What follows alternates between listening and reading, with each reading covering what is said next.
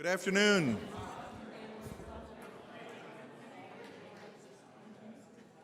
Good afternoon. My name is Skip Masback. I'm the director of the Yale Youth Ministry Institute and the associate director of the Yale Center for Faith and Culture, and we are delighted to be up and running again on our monthly lunch and lecture program, and delighted that you made time to come indoors on this beautiful day and join with us in what I know is going to be a wonderful fellowship event, a wonderful relational event, and a wonderful training and equipping and inspiring event with Kenda and Justin Forbes. I just want to have a little of your time before we start to share what's in this folder before you so that I can help you understand what's coming your way and hopefully inspire you to join us again. The nature of this program, which we've been doing since 2012, is basically to thank you. The care and nurture and ministry to our children is certainly as important as any other venue of ministry or any other venue of service of God in the world. It's not always the highest paid work. It's not always the most respected work, but I think it's always the most important work, and you do it. Thank you. And if we do nothing else in this series over this year and next summer and the years to come, if you just feel spoiled, we've succeeded. So if you ever don't feel pampered, we want to know. This isn't customer service, are you satisfied? It's customer service, are you pampered? If you don't feel, I love going up there because they just want me to have a wonderful experience and go home refreshed and inspired for my work, we've met our obligations. But moving beyond pampered, what this program is an attempt to resource youth ministry that can answer the question, why youth ministry? Because in a world where every one of our staff members are overtaxed, every one of our budgets are overtaxed, every one of our parents is too busy, and every one of our kids is too busy, if it's just youth ministry because good Christians should come, we're not going to be able to welcome young people into our ministries. If it's just send them, we'll play games. Well, games are good, but we're too busy for that in our household. If it's just we'll learn the 23rd Psalm and we'll recite it on Youth Sunday, great thing, I want them to learn the 23rd Psalm. We're too busy this work. We've got SAT prep courses, flute lessons, all-state soccer, you know the rest of it, right? 5 AP classes. What we need to be answered is, what did God intend in gathering young people together that is a compelling and urgent part of their life development and formation that every child wants to be part of their life, and every parent wants to be part of their children, and every trustee wants to pay for, and every church family knows should happen. And we think that is discipleship and following Christ, participating in the care of a multi-generational congregation, engaging in the practices, orientations, and attitudes of the faith that are the foundations of lives of flourish, joy, and resilience. And resilience in the face of the sources of affliction and suffering. So you can see the program we've put together for the year. We have Kenda Creasy, Dean, the founder of the Princeton Institute for Youth Ministry and one of the great leaders of practical theology for youth in the country. Next month, Bob Emmons, who is the leading scholar on gratitude, one of the foundational practices of Christianity. Kara Powell, the director of the Fuller Youth Institute. Mary Elizabeth Moore, the Dean of Boston University School of Divinity. David Ford, the Regent Professor at Cambridge, who's the leading theological expert on praise. Chris Russell is the leader of the Anglican Communion's youth ministry efforts on behalf of the Archbishop of Canterbury. Stephanie Paulzell from Harvard. Tony Campolo and Cher Claiborne, maybe you've heard of them. And finally, our own Almeda Wright. And then this summer, leading scholars in the country on anxiety, poverty, idolatry, spirituality, and substance abuse to address the afflictions of youth and how we can minister into them. We're trying to put together a way to resource youth ministry that speaks directly into lives and resources, the kind of lives Jesus had in mind when he said, I come that they may have life and life abundant. So, welcome to our kickoff, our keynote lecture for the year. I also want to call your attention to our competition flyers, which are in your brochure. We are running, as part of this program funded by the John Templeton Foundation, 3 competitions: an essay competition, a sermon competition, and a curriculum competition, all described in these flyouts. First prize in each competition, $2,000 plus publish your work, and $500 second, third prizes. We're looking to draw the best exemplars of sermons, of essays which your youth can write, of curriculum materials that can then be published as a resource to the world on our web pages and our social media sites. I hope you'll consider sharing the flyer with the kids in your youth group and folks on your staff. Everybody enjoying lunch so far? That's another, do you feel pampered so far? All right. If you don't like this meal, if you want another cuisine, if next week you want, next time you want haute cuisine from France, we'll fly it in. Just let us know what you need. And with this, I'm going to introduce my partner in running the Yale Youth Ministry Institute and my partner in the Adolescent Faith and Flourishing program at the Yale Center for Faith and Culture, Dr. Sarah Farmer.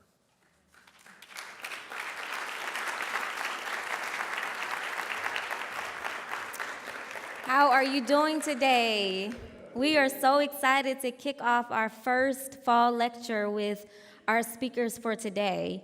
And so it is my task to introduce them to you. And so we're excited today to welcome back a very familiar face, a friend, and actually a mentor to Yale Youth Ministry Institute. Kenda Creasy Dean, she is professor of youth, church, and culture at Princeton Theological Seminary, where she works closely with the Institute for Youth Ministry, which she also founded.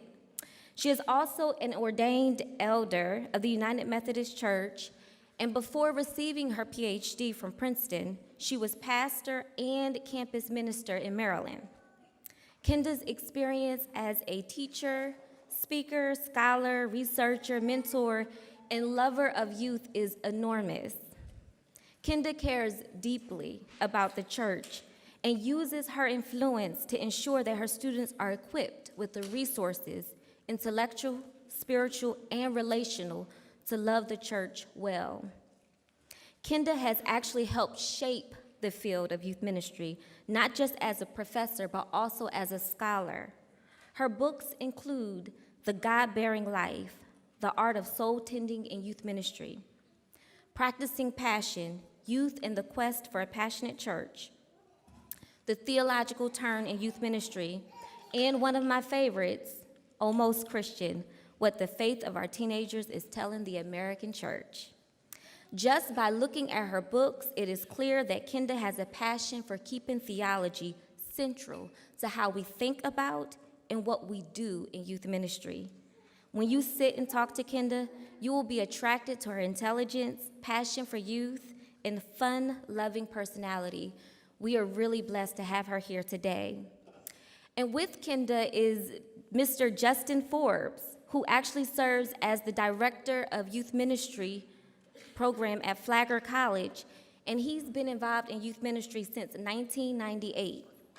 Currently a PhD candidate at the University of Aberdeen, Justin earned his Master's of Divinity as well as Master's of Arts in Youth Ministry at Princeton Theological Seminary.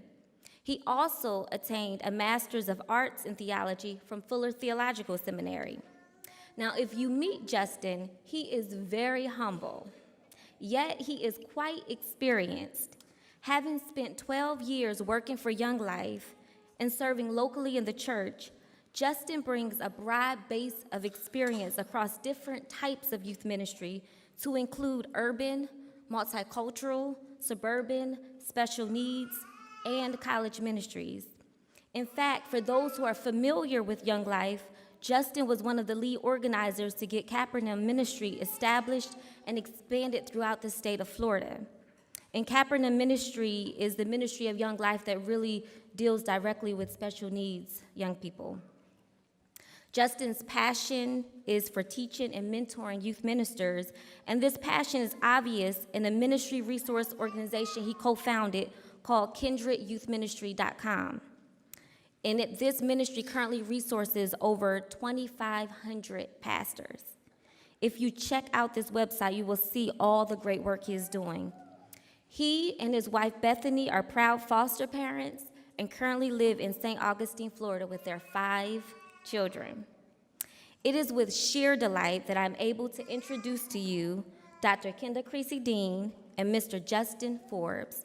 Would you please join me in welcoming our friends to Yale Youth Ministry Institute?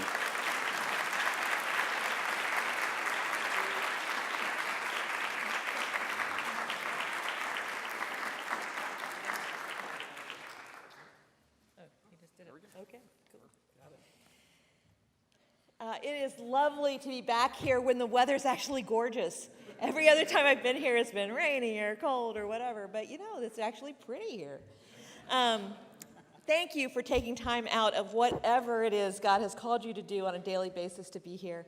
And just before we get started, I'm kind of curious to see who is here, right? So how many people are here who are part of a church staff? Okay? And how many people are here who are have been co-opted by their professors to make them come? Oh, you don't have to admit that. Okay, sorry. Not in front of the professors. And how many of you are head of staffs? So a few of you. Thank you for coming. We don't get head of staffs often for youth ministry. That's really encouraging. How many of you are volunteers? So, great. How many of you are parents? Yeah, so I think what we're learning here is that we are all in this together. So let's pray.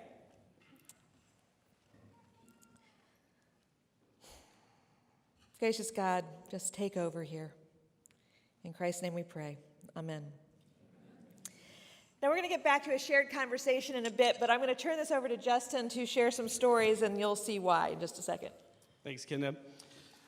I've always been taught that great youth ministry involved doing what you're doing right now, inviting people to a table and being together at the table, helping kids understand that they belong in their seat at the table as sons and daughters of the King, in the great banquet feast of God. And so naturally, when my wife Bethany and I got married, we knew we needed like a really great dining room table in our house to do this with, to practice this. And so thankfully, my father-in-law had just retired and was bored out of his mind, and he started tinkering with furniture. And so we got him to build us a dining room table. Thankfully, it was like the third one that he built, so it was actually a pretty good table by that time. And here's a picture of our dining room table. It's a class from Flagler College that sits around the table. Each of our upper-level classes start with a feast like this. But this table has become the center of our home and our ministry life. This chance to draw people around the table together to help them realize you belong here. We've prepared a spot for you. Sit down and feast with one another. We've brought home each of our 4 children to this table and a bunch of foster kids to the table as well, and we'll get to that in a minute. But we've had some really wonderful, exciting celebrations around this table, and we have shed tears around this table, right? You know the kitchen table that you have, that you do the same kind of work around. Hundreds of high school kids and college kids and middle school kids and friends and family have sat around the table. And like I said, it has become the center of what we understand our life and ministry to be. This last year, my wife and I became foster parents. This is a relatively new thing for us to be foster parents. And so it made perfect sense to us to start a tradition with our table at the center of it being foster parents. And so what we do is every time we have a foster child come into our home and they're with us for a while, and when it's time for them to leave, we crawl underneath the table and we trace their hand on the wood under there, and we write their name and the dates in which they were there. So here's the first 5 or 6 foster kids that we've had. And I got to tell you, it's really special. It's a way to keep them with us forever. We can crawl under the table. I've seen my kids underneath the table just looking up before. And we can look at that and say, okay, Macy and Leona were with us. Legacy was with us. Trey was with us. And I want to share with you a story about Trey. Trey was a foster kid that lived with us not too long ago, just this last year. Obviously, we were foster parents just this year. Trey is on the right here. For his privacy, we've kind of blocked out his face. But here's my family, Sophia and Eli and Karis and Bethany in the front there. And we live a couple blocks from the beach, and so we are loaded up in our little beach buggy here, and Trey jumped in with us. Trey, when we met Trey, was 4 years old, and he had lived in the woods for about 7 months, homeless, with his mom and his siblings. And Trey had encountered every form of physical and emotional and verbal abuse that you could imagine, something that 4-year-olds just should not ever have to experience. He moved into our home at the beginning of Lent this last year, and to be honest, he landed like a bomb in our house. You never knew what kind of day you were going to have with Trey. The smallest triggers could set off an eruption with him. One of the first few days he was with us, my wife took him to Target to get a couple essentials. You know, when you receive a foster child, sometimes you have to go buy underwear or T-shirts or toothbrush, the essentials. And so she took him to Target and took our 3-year-old, at the time, Karis, with her. And of course, they're all the way in the far back of Target, in the back corner, and he decides he's had enough. You know, he goes into full-on meltdown mode. Now, we have 4 kids, like I said, so we're familiar with meltdowns. Any other parents familiar with meltdowns? And of course they happen in the back corner of the store, all the way in the back, where you have to weave yourself back out and you forget everything you have. You know, it's a mess. But this meltdown was like nothing I'd ever seen before. He began to grab things on the shelf and throw them down into the aisles. He began screaming, "I hate you. F you, you stupid bitch. I'm going to kill you." He's just screaming, and this rage began to come out of this 4-year-old. Violence and rage flailing around. And it was at that point that we became aware, oh my gosh, this kid has had some serious trauma. It's not his fault. We knew that. We knew he was only doing what he had always seen done. But we really saw it for the first time. And so Bethany, put him under her arm like a football as he's flailing around and pushed the cart with our 3-year-old and walked out. And of course, every bit of the death stares of other parents judging her were just flying. And my wife, with tears rolling down her face, just laughed because the alternative was to stop and just break down and sob, not only in the situation, but at the reality of what was coming out of this little boy. It was really heartbreaking. As Lent drew to a close, Trey had been with us for a few weeks, and Holy Week was approaching. And I got to be honest, we were pretty beat up. We were worn out. We were overwhelmed. Every day felt like it could just, it could be a landmine that we would step on. We had no idea how to be surviving, much less thriving in this way of living. He'd been with us for about 3 weeks, and we had no clue what it meant to truly try and love and care for this little boy. So as Maundy, Thursday arrived, I needed the Maundy, Thursday service. I needed the rhythms of the church. I needed Holy Week for myself because we could barely keep our head above water. And so as we got to Maundy, Thursday, I was looking forward to just being with our community and being able to rest in the church, in the work of the church together. And it became clear about halfway through the day that it just wasn't going to happen. Trey had multiple temper tantrums. Our other kids had done their own version of that as well. Of course, why not pile on? And so we kind of called it quits around 4 o'clock that day and said, you know what? This is one of those days we just got to throw in the white flag here, the white towel, and call it quits, shut it down. And I remember driving home that day so angry at this little boy because he was just messing it up. We had this great picture. We were going to be foster parents and do this really great ministry. And he was screwing the whole thing up by being so complicated. I was serious. I was so angry. I know it sounds horrible, but I honestly began to resent Trey. And I would say even began to have my own sort of hatred for him. Now, I know it wasn't his fault, but we were experiencing this little 4-year-old as a terrorist. I mean, seriously. I get home that evening, and of course, I'm just devastated because we needed the church. We needed to go to our community. And I just remember driving home so angry. And I get into the evening. We get past dinner, thank God, right? And we're starting to do the bedtime routine, so it's divide and conquer. And I've got Trey, and Bethany has the other 4. That was our divide and conquer. I've got Trey, and I find myself in the bathroom with him on my knees, leaning into the bathtub, washing this little boy. And I was so angry and still so frustrated. I began rinsing his hair, and I was daydreaming about my community getting together and what that would have been like to be with my community and how much I wish I was there.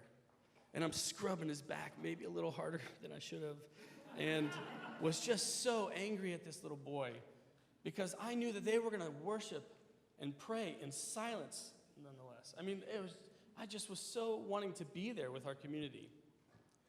And then as I was washing the rest of his body, I began to think, they're going to do that foot washing thing. And it hit me in this moment. I looked down, and I'm washing the feet of this 4-year-old little boy.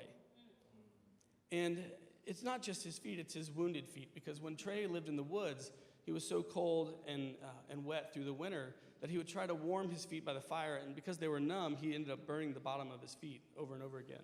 And so what was left of these little wounds, I was washing, and in the same moment, I was full of rage and anger towards this kid. And I was confronted in that moment, in this moment where I'm wanting so badly to be with the church, to be with our community, to be with the body, and to be doing the work of the church, but instead I'm with this stupid kid who's getting in the way of everything, and I'm so angry. And all of a sudden, Christ confronts me in the wounded feet of this 4-year-old little boy. And I just stopped. And I was confronted by my own inability to love, and at the same time, in the grace of Christ, to meet me in this little boy. Do you love me? Wash my feet. Wash Trey's feet. And so, in fact, I did join with the church that night in washing feet. I did participate with the body of Christ. I did jump into this beautiful tradition of preparing ourselves for Holy Week by starting with this sort of foot washing service. It just wasn't the way that I'd imagined. I wish that this story took a really beautiful turn here, and that, like, all of a sudden, I was endowed with grace and love and mercy and compassion. But to be honest, the opposite is true. After just about 3 months, 2 months later, we were running out of ways to love and care for this little boy. We had no idea how to make sense of this. When your 11-year-old calls a family meeting and calmly sits there and says, "So, Dad, how do you think this is going?" You know something is up. And I just looked at my wife like, oh my gosh. It was at that time that we had to make this horrible, difficult decision and call our foster care worker, our social worker, and just say, we can't do it. We can't do it. We need you to take him somewhere else. We need to move him out of our house. Now, if you're familiar with foster care, you know that this is failure. That this is the only thing you don't want to do, because deep down, the message that these kids have heard over and over and over again is that they're not loved, that they're not wanted, that people don't care about them. And so to have them removed from your home and put somewhere else, get rid of them, is to reinforce that message. And in fact, Trey had been in 5 foster homes in 3 weeks before he came to our house because nobody could handle him. So after 3 months, we sat down together as a family and made this decision.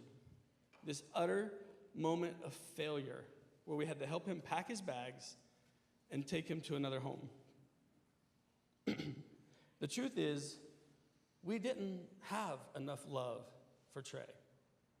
We didn't have the compassion or the patience for Trey. We knew it wasn't his fault, but we had run to the end of ourselves in trying to love him.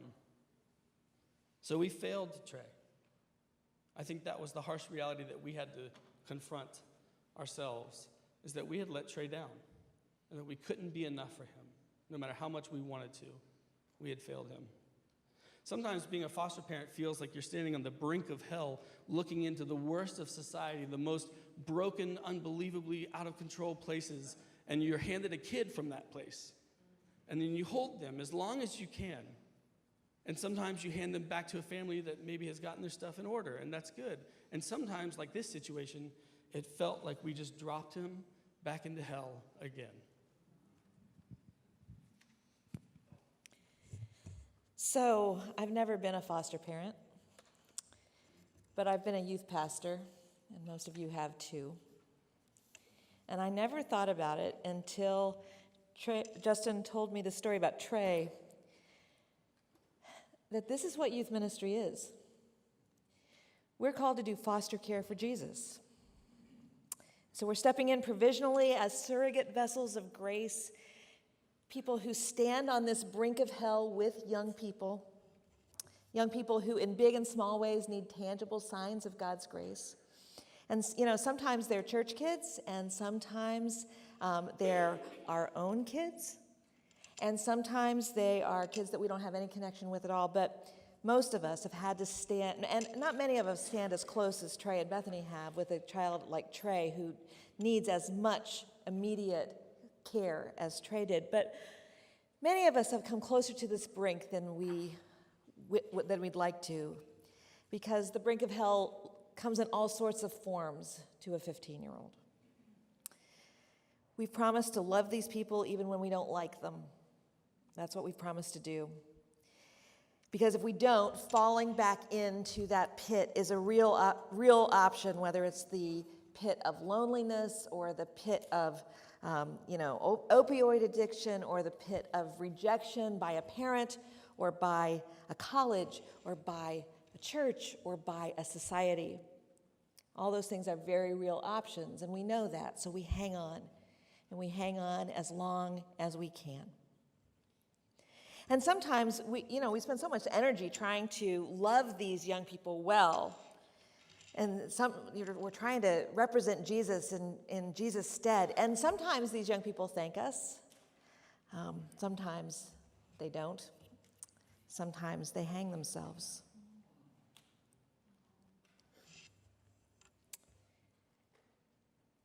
We're here today because Yale has this massive Templeton grant on joy. It's to study joy in adolescence. And when we are standing at the pit of despair with a young person, they don't know what to do, and we don't know what to do, and whatever it is we do often goes just really wrong. Our question is, where is the joy? What do we do? And, what possible good at that point is a youth group? See, the dirty secret of youth ministry is that we have been conscripted into an impossible task. It matters that we have a sturdy theology of belonging, but the kind of belonging these young people need goes way beyond the kind that you and I can offer, because what they need is God's hospitality, not ours. And if you've read theologian Miroslav Volf's classic Exclusion and Embrace, then you've got an idea of the kind of belonging that we're talking about. And that's what we're going to focus on today. He calls this a theology of embrace. And it's a kind of belonging that goes way beyond reciprocity. It goes way beyond transactionalism, way beyond that unspoken bargain that we make with young people that says something like, oh, look, we're going to lavish you with extravagant amounts of care and love and kindness and sacrifice, and in return, eventually, you'll come around. Many do, but some don't, not on our watch. So what does it mean that our entire vocation as people in ministry, as people in youth ministry, is predicated on the fact that we're called to a task that no human being is capable of? We're supposed to stand in for Jesus. We're supposed to do this work even if kids don't come around, even if not one life is changed because of us, even if not one single kid gets it. But that's the deal with parenting, right? That's the deal with being a youth leader or a foster parent or a spiritual parent. We don't choose the children that are in our homes or in our congregations or on our path. They're sent to us by the foster system or maybe by God. And we don't say to them as parents or as congregations, when we baptize a baby, we don't say, look, we're going to lavish love on you, and in return, you're going to become the person we want you to be. What we say, and we say this with the best of intentions, is that no, we're going to lavish love on you no matter what. We're going to lavish love on you even if you don't act the way that I want you to, because that's the way God loves us. That's what we want to do. And what nobody tells us in youth ministry is that we are doing even if ministry. We're promising to stand by young people even if they blow us off, even if they never reciprocate, even if nothing we do or say sinks in, which a lot of times means we just sink. So Miroslav Volf believes that humanity is actually hostile to God, but God chooses to embrace us anyway. In fact, the way God receives us, the way God receives hostility into God's own self, is supposed to be some kind of a model for the way we are to receive each other and the way we are to receive the trays that God sends to us. So Volf talks about this as what he calls it the drama of embrace. And what he's trying to do is he's actually trying to get at the mechanics of how God's embrace happens. And Wolf thinks there are 4 stages to this, of how Christ comes to us, and he suggests that this might be a model for how we might bring Christ to others as well. So this is going to make the most sense if we act this out. So here's what's going to happen. Everybody, right now at your table, pick a partner, and if there's an odd number, look around to see if there's any odd people out there who need partners, okay? So everybody get a partner right now, all right? And what I'm going to ask you to do is 2 things. I want you to stand up and figure out who got up earliest, okay? Go ahead. Okay, thanks. Okay, we got the shot. Here we go. Yeah. All right, so we're going to test something. We're going to see if you can hear this chime. You can hear that when you're talking, right? Okay, that means shut up. Okay, when you get to that point. All right. All right, so what you're going to do is you're going to turn to each other and you're going to stand at basically 2 arms lengths apart, okay? So, yeah, there you go. Yeah, perfect, beautiful, okay. All right, are you dinging this or am I? Yep. Okay, all right, so early, you know who got up first? You're going to go first. You're the initiator, and the other person is the responder. Okay, so you know who's, when I talk to the initiators, you know who you are. So initiators, your first step, okay, is to open your arms like this, okay? Now, right away, who does this look like? Oh, so the answer is always Jesus, right? Yeah. You're right. So you're imitating Christ already as you do this, all right? And so what you're going to do is you're going to keep your arms open. In the cross, Christ invites us to him, right? And then you're going to go to step 2. Initiator, step 2 is this. Wait. Just keep doing it, right? How do you feel? All right? Any anxiety out there? What's it like to be stared at by the other person? Yeah, all right. But you just keep doing this. You just keep it there because what can't you do, according to Wolf? What you're not supposed to do is snatch the other person, right? Jesus doesn't snatch us, okay? Because snatching would actually do violence to the other person. Wolf actually says, he compares it to rape. But waiting is not doing nothing. Because you are waiting. By the way, how do you feel? The person who is watching them, what are you thinking as you are looking at them? It's like, is anybody, all right, yeah, that's good, all right. All right, so you are giving them in this embrace, keep your arms up. You tired yet? Yeah, good, keep your arms up, don't change anything, right. Okay, what you are doing is you're giving them an invitation. It's anticipatory waiting. It's Advent waiting. It's the expectation that something is going to happen, right? And pretty soon, the person who's the responder, who might just be tired of seeing you do this, is going to do what? Okay, go ahead and do that. All right. Now, you do the third thing. And only when you get a clue that this other person wants this embrace, right? Can you? They do something to move towards you, and this is how Wolf understands God's embrace to work. You know, God's desire for us isn't dependent upon our desire for God. God's friendship with us doesn't depend on us befriending God back. But God also does not transform us without our consent. And so, you know, when God comes to Mary, Jesus comes to Mary through Gabriel, right? And what does Gabriel say? You know, and she's like, who are you? What are you doing here, right? And Gabriel's like, boy, have I got a plan for you. And she's like, that's probably impossible. But in the end, what does she say? It doesn't happen until she says what? Let it be with me according to your will. She consents. And then the Holy Spirit rushes in like a mighty wind and overtakes her in ways she couldn't have even imagined. And so this is the way God waits for us, in this anticipatory way. And then when we see this other person take a step towards it, then we can close our arms. And then we are held in this embrace safely, not possessively, safely, right? But then there's one more thing. What do we have to do? And most of you have already done it because it would be super awkward not to, right? You let go. You release. And that God releases us into the world as envoys of God's love.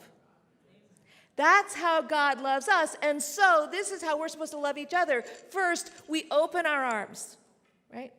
And then we wait, which feels like we've done absolutely nothing, right? Except that we know that's not true because it's not passive. And then, Jesus can wait forever. We can't, right? In fact, everybody, keep your arms out there. Yeah, that's good. All right. But Jesus never forces us to receive him, and so when we take a step towards Christ and when others take a step towards us, then we can enfold them. We can close our arms. And then we are released into the world as God's envoys. This is how we're supposed to love each other, but don't sit down yet. Okay, so I want you all to put your arms in the air now, okay? And you are the youth minister, or for the sake of this example, you're the foster parent. And I want you to imagine opening your arms for Trey and waiting for Trey and waiting for Trey and waiting for Trey and waiting for Trey. Because to Trey, the open arms of embrace, keep your arms up. The open arms of embrace to Trey have come in the form of physical abuse and violence and anger. And so what's it like to keep your arms open for this child? The child that you know in your youth group or that you've met at the high school or wherever, waiting on that kid. Now, not only are you vulnerable here, and waiting and maybe not getting the response you want, but in fact, this child could hurt you. Because in this posture, you are what? You are vulnerable. You are open to the pain that this child can bring. And our family, as we waited for Trey, it hurt. It hurt to wait. So how are your arms feeling? They hurt. And this is why there's a church, because here's what's going to happen. Everybody on this side of the table, everybody else keep your arms up. Don't cheat. Right. Everybody on this side of the table, you can put your arms down, and you go hold up the arms on the other side of the table. Church.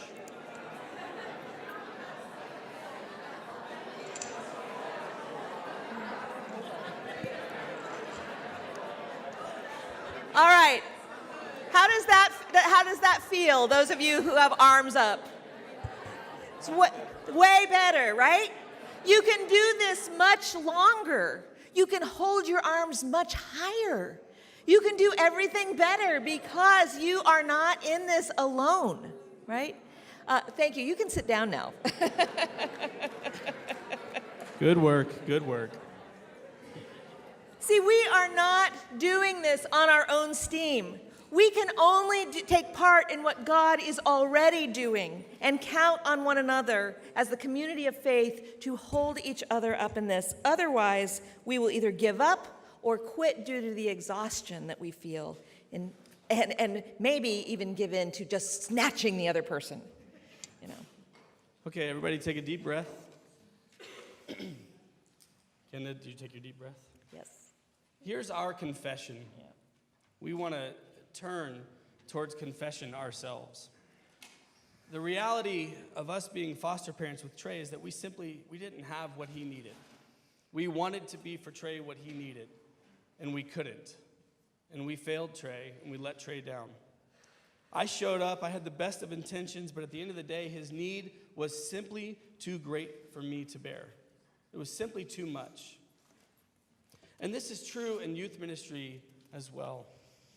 Over the years, I have faithfully tried to show up and love kids, and at times it's felt like success. The stories that we share in the newsletter and that we put in the email, and we put that kid up on Youth Sunday and let them, have a thing, and those are really fun, and they feel good, and they make you feel like, I'm doing something. But then, behind each of those stories are a bunch of other hidden stories that we rarely actually talk about. Those stories that make me feel great shame and guilt, and that I would like to pretend never existed. Because the truth is, there are many kids I've loved and poured myself into that just didn't make it. I don't tell the story of Alan very often because I walked with Alan for 4 years through high school, and the year after he graduated, he hung himself. I knew Alan really well, and I never saw any of the signs of depression that were really marking his life. And in retrospect, I think I just wasn't taking him seriously. I didn't listen. And so I sat at his funeral and asked God for forgiveness and was aware that I was not going to be the thing that saved Alan. I don't tell the story because I'm aware of all the times that I have failed him and many others that needed me. And my confession is that I've never had a failure like Trey because I've never taken a risk on a kid like him. I've never been a foster parent. I've never worked in a juvenile detention situation or a prison situation. I've worked with kids who have suffered, but not like Trey has. Not really tough kids from really tough situations. And part of it is repression. I've buried my failures so deeply, I don't want to remember them. But the truth is, I've also worked hard to avoid kids like Trey. I've worked hard to avoid kids that I would likely fail with. I've picked my horses carefully, and I've worked with winners. I've done leadership development in my youth ministry. I've worked with alpha kids. I've bet on safe horses. I've left Trey to Justin or to you.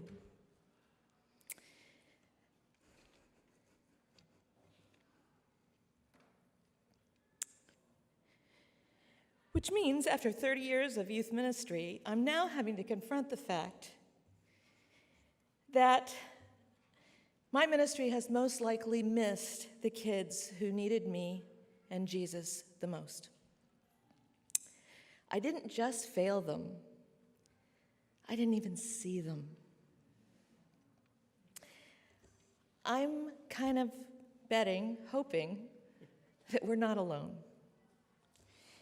Maybe there was a young person that you tried to love and just never connected with, or maybe even resented. Maybe somebody in the youth group, or maybe a neighbor or a student, or maybe it was your own son or daughter or grandchild. Maybe there was somebody that you should have tried to include and you didn't. A horse that really didn't fit in your stable, or a child that just didn't fit into your vision of what your family or your ministry was supposed to be like.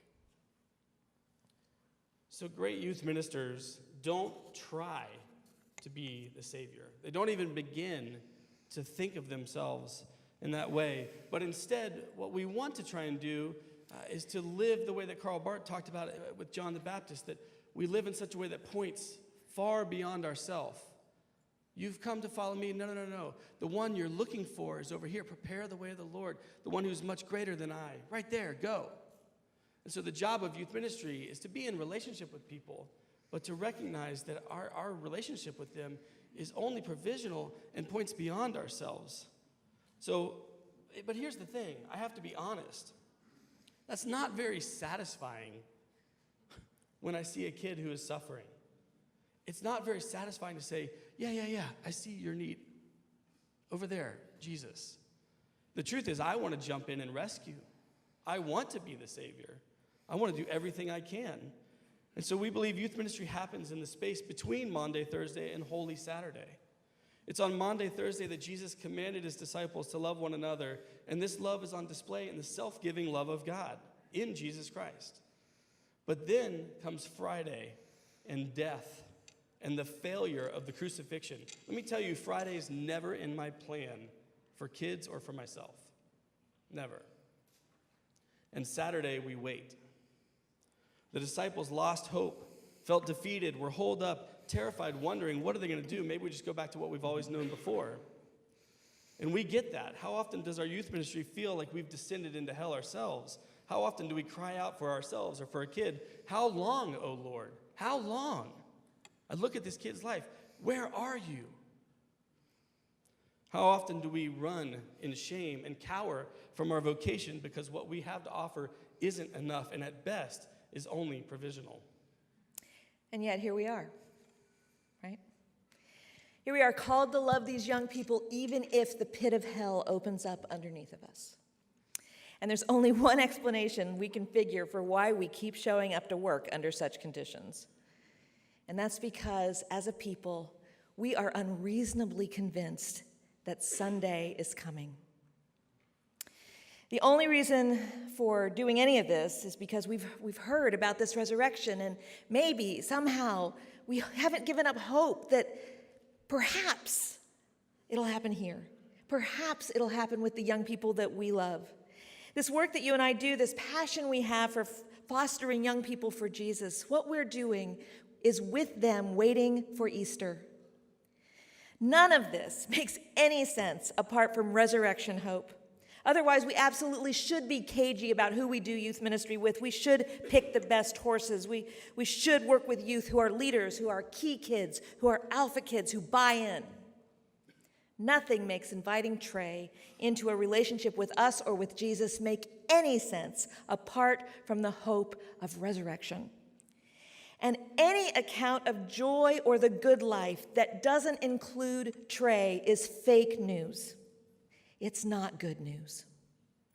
Because good news is that Jesus unlocked the gates of hell. And while kids like Trey are handing us our butts on a silver platter, it's here in this valley of dry bones that resurrection happens. So if we're going to talk about joy in youth ministry, the shallow way to do it is to not include Trey. The shallow way to do it is to repress our shame for failing young people, or to deny that we've had these failures, or to just place our bets on the best horses. But the route to joy in youth ministry and in any other form of discipleship is to admit that we stand with others on the pit of despair, where kids terrorize us, where families don't want them or us, where society refuses them entry, where society will even give them the tools to destroy themselves, whether it's opioids or weapons. It's on that brink of hell that the crucified God encounters us. Jürgen Moltmann put it this way: the passion of God is the foundation of joy. So, failures that we are, we keep showing up. And here's what you don't know about Justin and Bethany, and he's going to be really embarrassed when I tell this story, so, just hang with me here. Within a month of letting Trey go to another home, Justin and Bethany were lined up requesting another child to foster. And this past week, Araya joined them. She was 6 days old. She had been weaned off of marijuana, cocaine, and alcohol that had been in her system because of her mom's drug use. Her eyes are still bloodshot, but she has found embrace, in this case through Karis, who's 4, right? With the biggest grin ever. Before Araya knew what grace was, before she ever had the sense to ask for God's presence in her life, she met Christ in the form of the Forbes family. And if you ask Justin, and I have, why he keeps putting himself out there for this kind of stuff, he and Bethany will tell you it's because of joy. Here's one thing he told me: it's because we have met Christ in that place. We've seen the body of Christ doing unbelievably faithful work with kids who would otherwise be falling through the cracks. And in washing Trey's feet, I felt like I was washing the feet of Christ. Now, if I were to ask most of you why you do youth ministry, I'm betting you would say something similar. Because in spite of Thursday and Friday and Saturday, you have shared Sunday with young people too. We do this because of joy, because we meet Christ through these young people we love. So, back to Trey. Back to Trey. So, Trey was going to move out.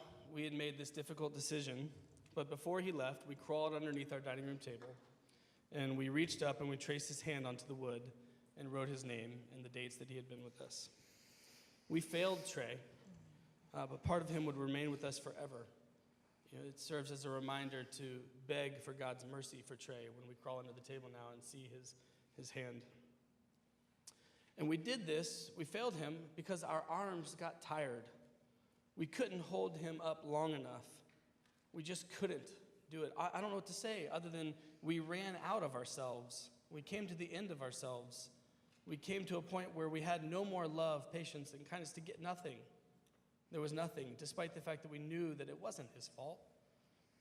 Our only hope now is to crawl under the table and look up and to trust that God's arms are strong enough and that they're still open and waiting for Trey, even when ours couldn't. We continue this work, and one day we'll crawl under the table with Araya, who is just less than 2 weeks old now, and we'll trace her hand. And you're doing this exact same work, just as God has traced the hands of tons of middle school and high school students on your hearts. Take just a second and look at your hand. In Scripture, the hand is used to symbolize two things: power and blessing. So the truth is, our hands can't save the young people that God sends to us or places on our path, and what's more, we were never meant to. Only God's hand has the power to save. We bear witnesses to the resurrection. We don't cause it. But what we can do, and what we're called to do, is to bless, right? To open our arms, to wait as long as we can, to embrace the other when we have permission to do so, and to release these young people to God. Because if we measure youth ministry by the kids we can save, we will never walk with the young people who need us most. And where is the joy in that? Thank you.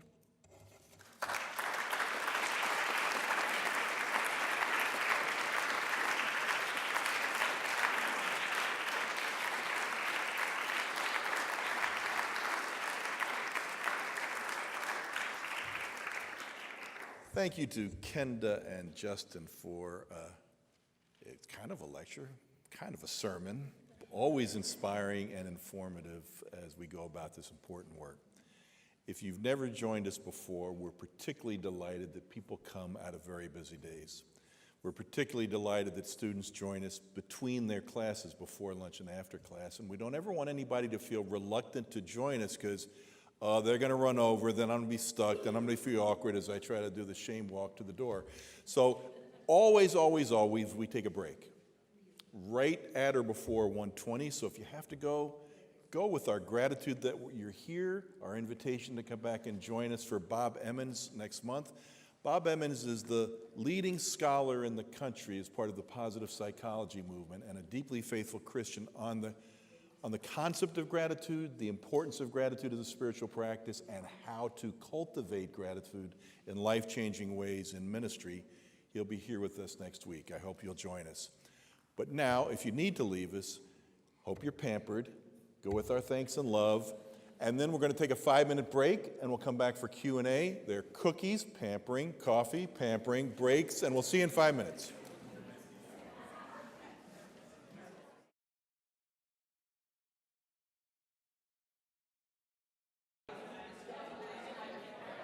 All right, if everybody is well fed and watered, your arms are refreshed, you've taken some Tylenol or Advil or whatever is going to get us over what they put us through, I want to put our speakers back to work so that we can receive their wisdom and probe after your own questions about what would belonging look in your youth like in your youth group, how could it relate to joy, what can you do differently, what have they to offer us after this lovely lecture. So we're open to Q&A, and here is the little deal on Q&A. We are live streaming. You know, our live stream is picked up in 135 different countries, but it's only picked up from a microphone. They can't hear you, so they're never going to know what the question is unless we get you on a mic. So if anyone has questions, I'll bring the mic to you, and then we'll get your question picked up for the recording. Who has a question for Kenda Dean and Justin Forbes?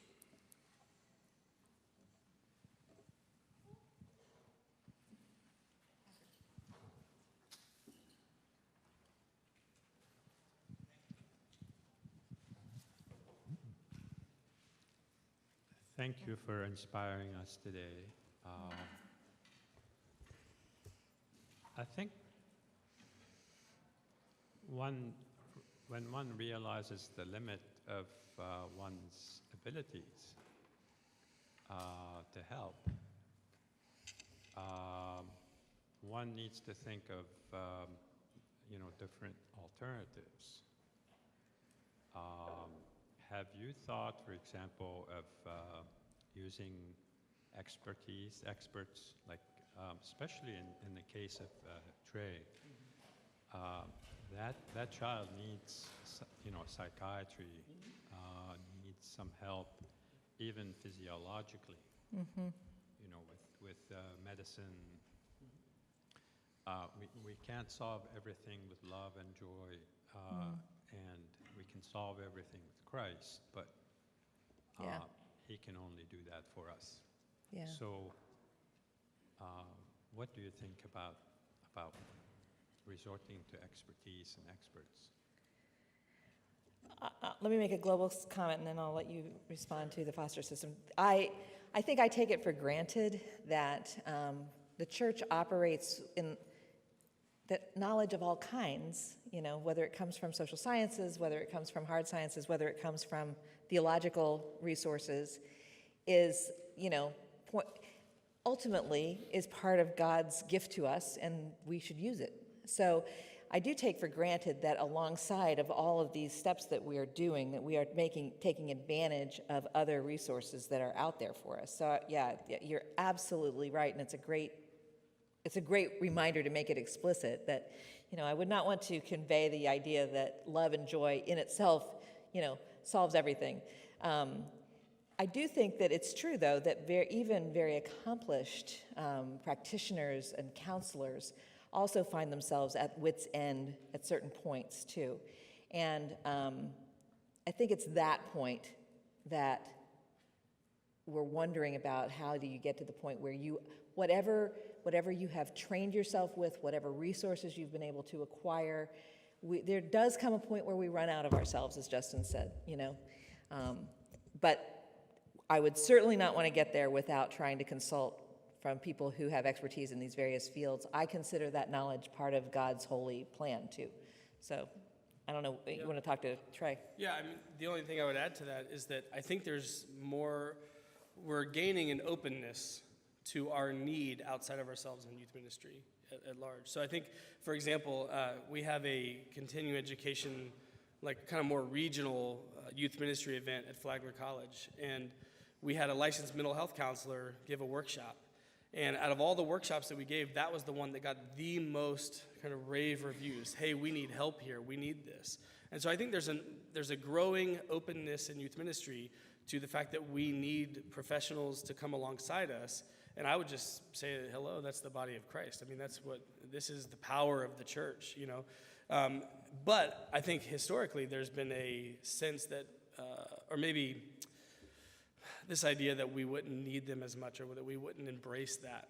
And so it was shocking that when we had this counselor speak at our youth ministry event, how much people said, oh my gosh, we need to do that more. And one of the ideas that came out of that was we wanted to start putting more youth ministers in touch with counselors in their area, not in the moment of crisis, but ahead of time, so that when crisis would hit, there was already a rapport, and we already knew who to call in that moment.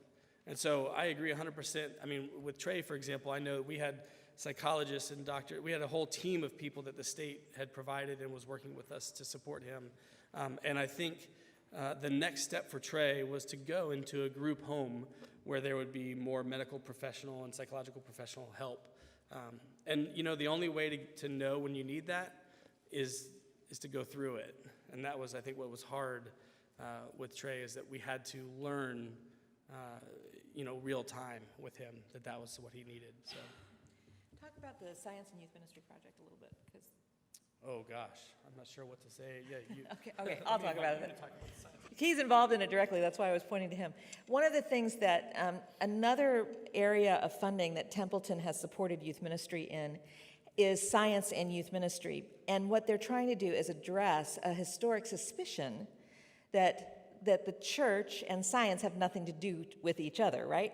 And they're trying to find ways to bring those conversations together in very explicit ways with resources for churches. I have to review the major book that's coming out from that is called Falling Stars, Dead Dinosaurs, and Zombies, which I think actually is the best title of a youth ministry book I've ever heard of. Anyway, what they're trying to do is provide this as a resource that will help open up this conversation. Many of us come from churches where that conversation is possible, but there are huge swaths of Christian community that would be suspicious of scientific input on theological issues, maybe. And anyway, there's a movement out there to try to bring those together. That's FYI. Look for those resources. They're coming out. Some of the resources are on the Kindred Youth Ministry site now. So, Who else has a question? Camille.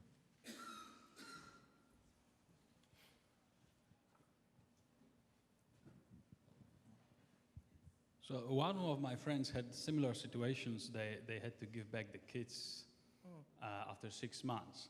The problem is, after they did it, everybody rejected them, even the family and the church, because they said, you don't have love, how can you do it? Nobody else tried it. So my question is, and I'm sorry to say, but because of this, they've lost their faith. They're not in any church right now, because they tried their best, but the kids were really, throwing the knives and everything.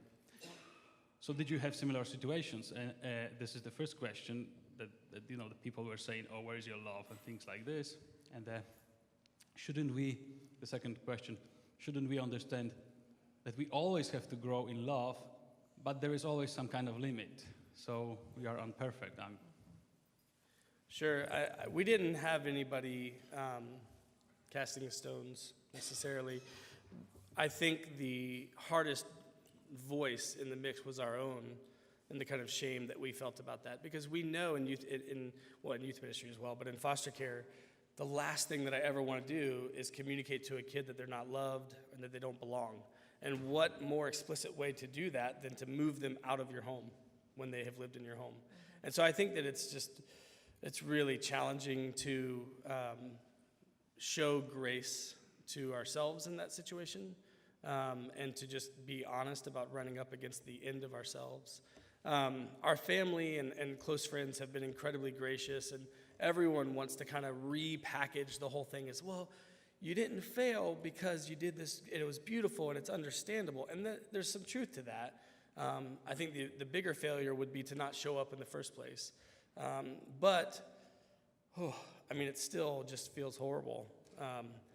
And I think that part of that is, in a way, a weird kind of inverted gift here that pushes us beyond ourselves to begging God's mercy for Trey. So, what was the second question? I forget. Oh, yeah. Sure, yes. Yeah, we should definitely understand and embrace the fact that we're limited, but I don't want to. I would really love the idea that I have got everything I need for any situation that I'm going to place myself within. So I understand what you're saying, that we should embrace our own limitations, and I have no interest in embracing that boundary, because I, deep down, want to be a lot more important and successful. Yeah. So, yeah. Here's a question. This is a Trey question, so you get up there. What was Trey's reaction when it was time to pack the bag and leave? Maybe the worst reaction, which was numb.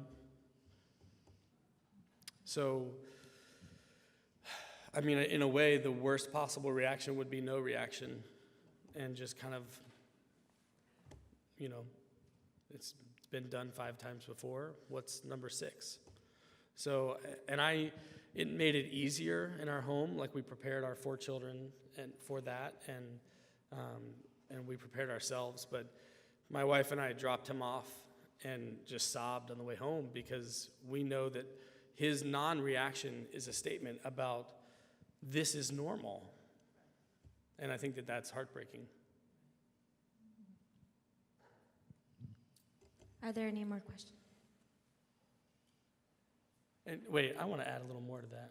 Is that okay? But as we go back here. So I wonder what's the corollary in youth ministry? I think so often kids don't expect adults to actually show up and care in a meaningful way. And so when a youth minister or a coach or a teacher has a transactional relationship that Kenda talked about, where there's conditions and here's the rules, you'll be an all-star for me if you do this and this and this, and I'll give you my affirmation, or I'll let you be a part of what we're doing. Kids are so used to that because it's what we do everywhere. We do it in the church as much as we do it anywhere else. So often we have our all-star kids who show up to everything and have really, run the bases that we have outlined for them. And so I think, for Trey, it was sad to see no reaction because he's used to it. But I don't know that it's actually all that different for most kids that we work with, because they have been given the exact same message in every other, venue. So, what do you agree with that? That was okay. You're cooking with gas. Keep going. Yeah. Okay. Question in the back. So that actually leads into my question really well. What are some practical ways that we in youth ministry can make ourselves available to those trays? And, you talked about being,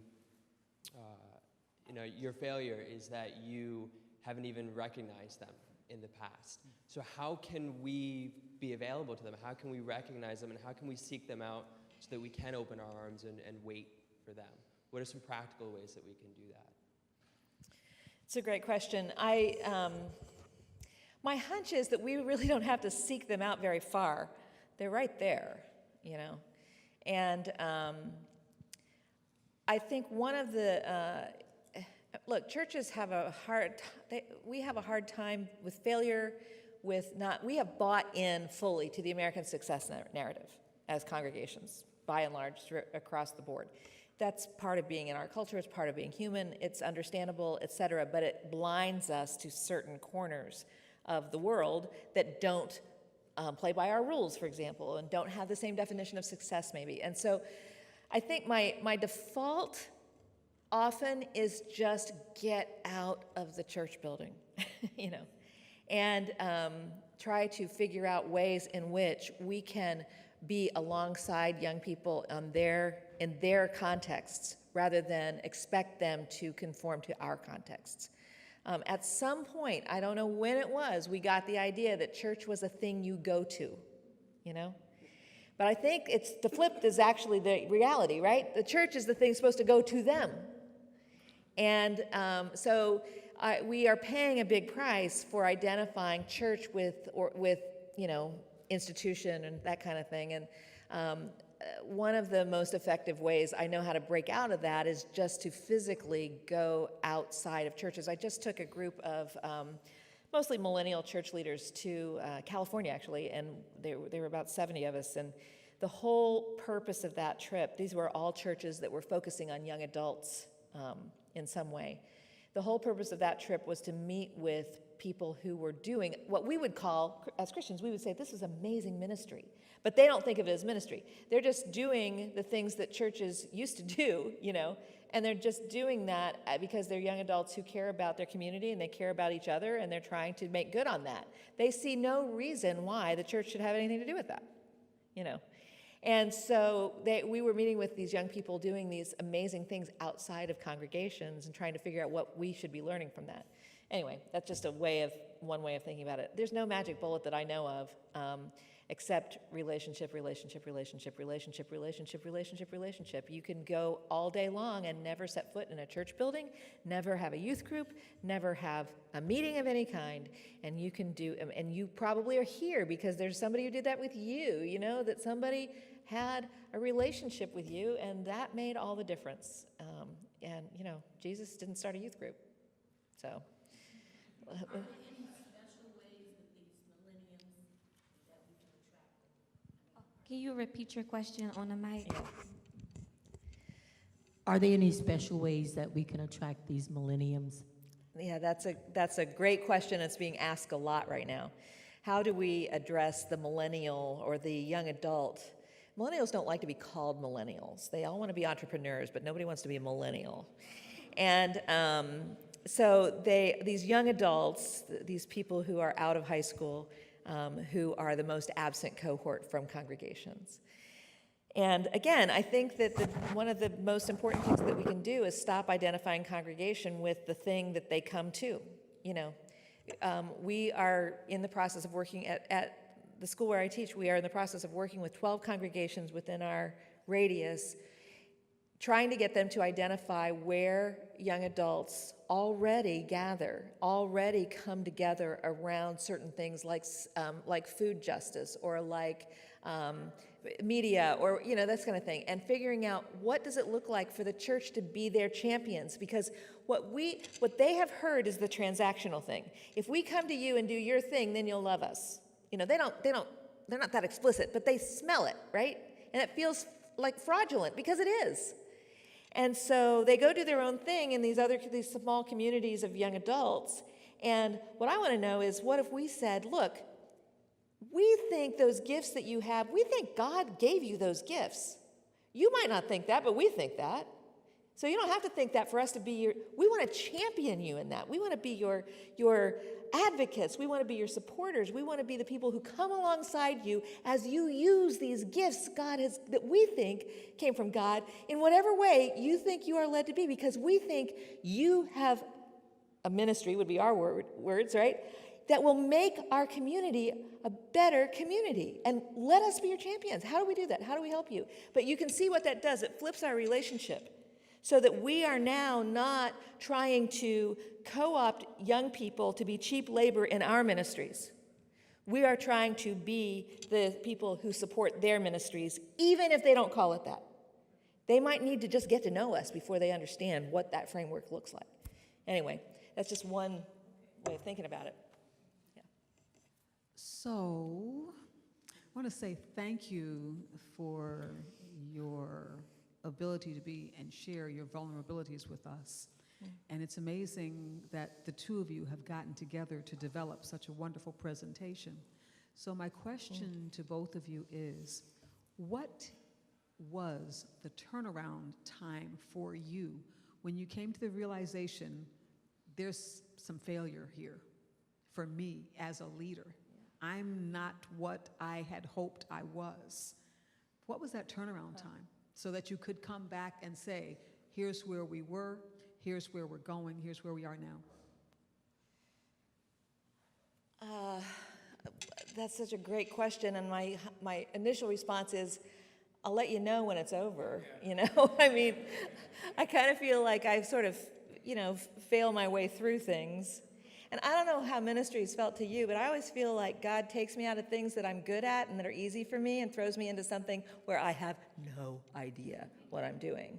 And that has happened again and again and again. So that means I'm constantly in a situation where I learned a long time ago, and working with kids, they'll teach you this quick. You can't fake it. You can't act like you know what you're doing when you don't, because they know, right? And so the only way I know how to do is to try to be a learner all the way through. Try to say, okay, I read an article recently that said nobody fails anymore, they just pivot, But there's something to that, right? Failure is another way to learn. That's the way we understand what to do and what not to do next. So for me, it's been like kind of failure.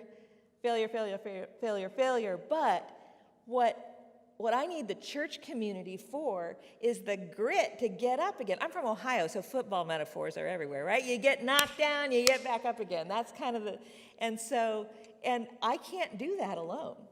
I need the church community. I need people to say, okay, I know you can't walk right now, but I'll carry you, and we'll get you through this. So the turnaround time varies depending upon how spectacular the screw-up has been.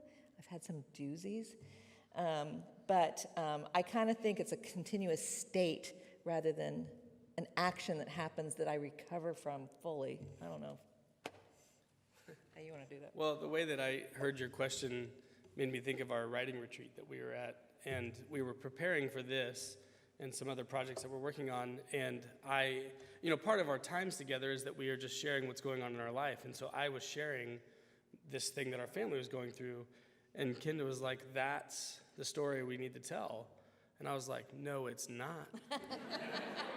No, it's not, because I'm nowhere near, through that. And then as we began working on it a little bit together, that's where she said, well, if you're going to say that, then I've got to make my confession as well.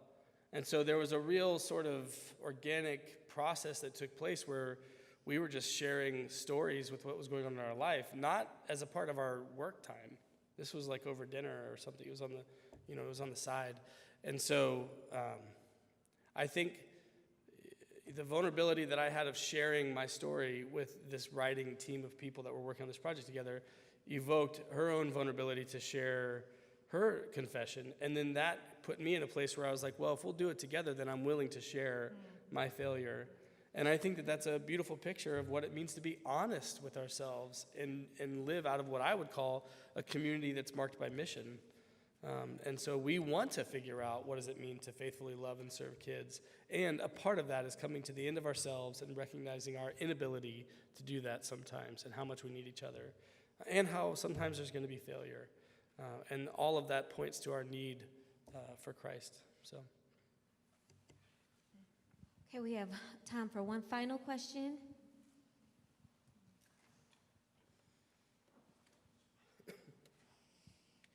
I was going to tell you to meet me halfway. I first wanted to just thank you for what you shared in the vulnerability. And, I work in a parish now, and it just helps me see, the 20 more meters I really want to be going. So, thank you so much for that. I had a question where you said relationship about 8 times. I know I'm the director of Children Youth Ministry. There's one of me. We've got 4 groups. Everybody else is a volunteer. And I find that, I can't, each group needs me, and they also need a second adult. Yeah. So then how do I, and I don't want to build relationships with one, and only one group is strong, and everybody else is kind of doing the Jell-O thing. But I also don't want to, build a relationship for 6 weeks and then move on, and then, So do you have any thoughts about many hands make light work, but relationships are the key? Such a good question. Boy, that is the million-dollar question, I think, of everybody who does ministry with more than one person, right?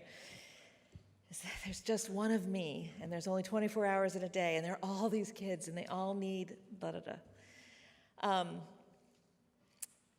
Well, you got a young life expert over here, so I'm going to turn this over to him in a second. The only way I know how to do this is to share the load, right? And what that has looked like in my own ministry is this is hard for people who want to go into youth ministry professionally. And I work with students, a lot of them, who want this to be their vocation.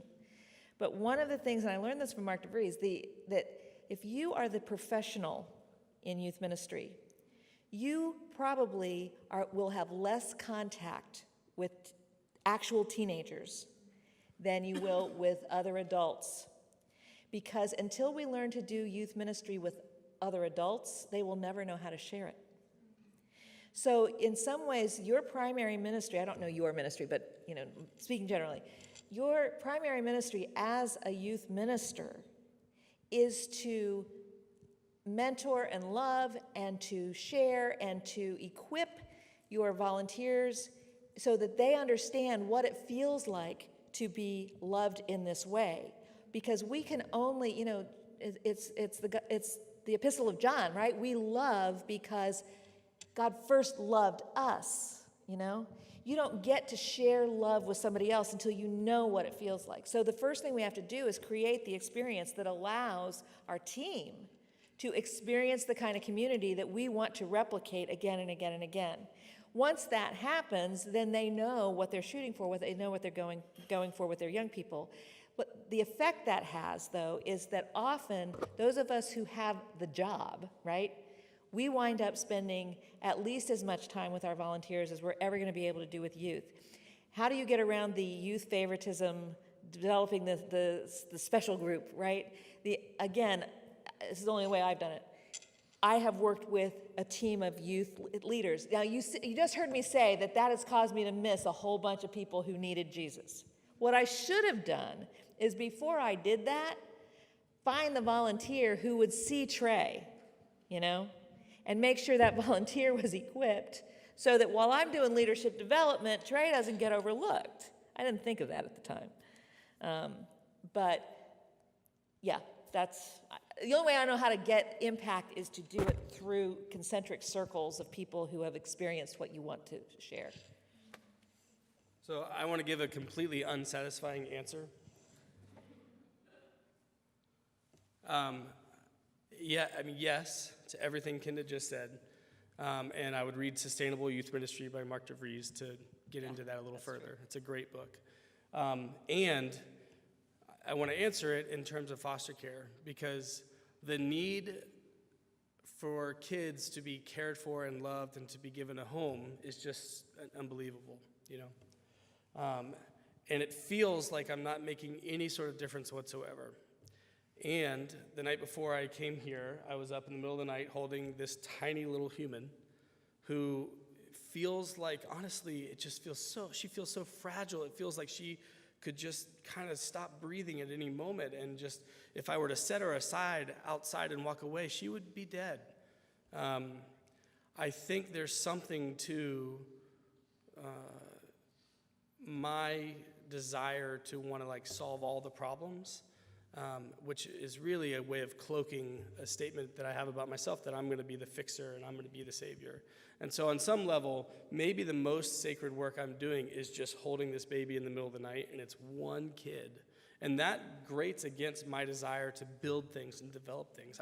I like developing and building and thinking, okay, well, this works here. How do we take it to a dozen more cities? I mean, that's a lot of what I've done in youth ministry over the years. How do we, have this happen at every school in town and have 100 kids at each place? Boom, boom, boom, boom, boom. But I wonder now, and again, I think 10 years ago I would not have been willing to accept this sort of answer. I wonder now if maybe the more sacred work would be to be willing to slow down long enough to sit with the one kid. I don't know. And that's not satisfying to like your church, to people that are paying the bills. That's not satisfying to most of your bosses. Most pastors are not. I'm sorry if there's pastors still. I don't know. Maybe you would love to prove me wrong. But most of the youth ministers I work with, their pastor asks how many kids were there. Not, did you have a conversation that was sacred? Like, did you slow down and really be with the kid? Those questions are rarely asked. It's the sort of questions about what sort of story can I go back and tell to the elders or to the session or whatever. And so, I don't know. I mean, maybe I'm teaching a bunch of youth ministers to go and fail, and that would be okay with me, I guess. But slow down long enough to sit with the one kid and be faithful to that one before you. I don't know. I think it's a completely unsatisfying answer, and yet I feel drawn to that sort of mystery right now. I'm going to add one more thought, just because you triggered something that I think other people might. I don't know if you're a parent, but it's very common for people who, once they have kids of their own, to go, oh my gosh, I've got my kids at home, and I've got these kids at church. How do I do all of this? I feel this, I hope I did this myself, but the most important youth ministry you ever do is going to be in your own home. So, but the word I want to leave with you is God will use that faithfulness, because it matters enormously that kids in your community and in your church see what it looks like to be a loving family. It matters that they see you say no to them in order to be there for the significant thing that's happening in your home.